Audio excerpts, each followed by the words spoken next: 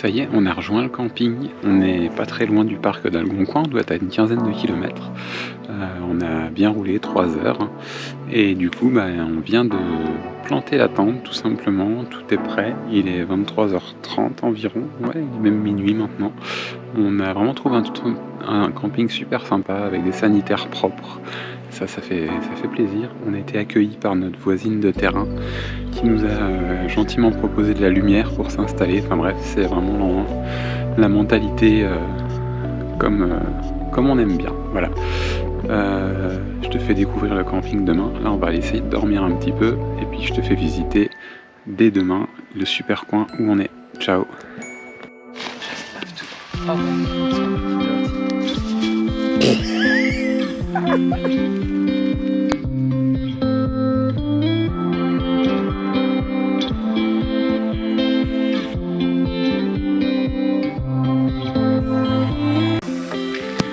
Et voilà, première nuit passée au camping, il est 8h, on vient de voir le jour après une nuit pluvieuse. On a eu pas mal de pluie, le ciel est bien dégagé, bien bleu.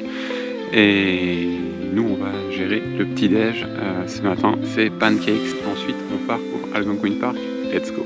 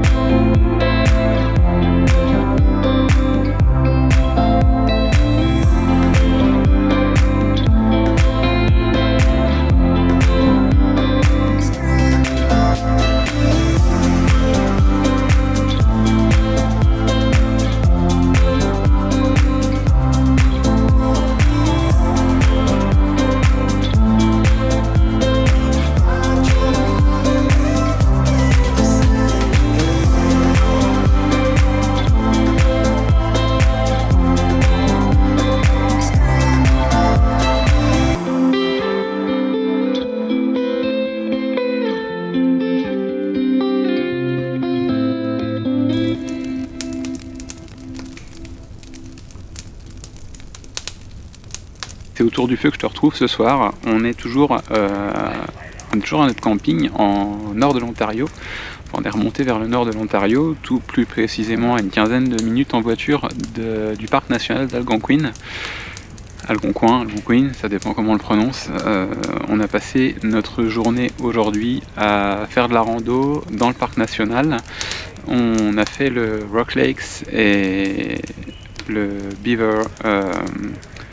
Le Beaver Point, c'est un point où il y a plein de castors, où il y a plein de barrages de castors, tu as dû le voir dans la vidéo, c'est assez marrant, impressionnant à voir et sympathique. On n'a pas réussi à avoir de castors malheureusement. Et ce soir c'était petit chamallow autour du feu. On a fait un petit feu parce qu'il fait environ 12 degrés, il fait vraiment pas très chaud. L'automne est bien en train d'arriver au Canada, tu as dû le voir sur les rushs, les feuilles sont en train de rougir, d'orangir et de rougir, ce qui est assez magnifique. Et demain on devrait aller faire du canoë justement dans ce genre de spot, ça devrait être assez sympathique pour la suite de l'aventure. Voilà, quelques conseils sur Algonquin Park. Si tu vas là-bas, n'oublie surtout pas de prendre ton pass. Si tu prends un hébergement en camping à l'extérieur du parc, il faut vraiment que tu prennes ce pass. Si tu ne l'as pas fait en ligne, tu peux te rendre au bureau à l'office où ils vont gérer ça, il n'y a aucun souci.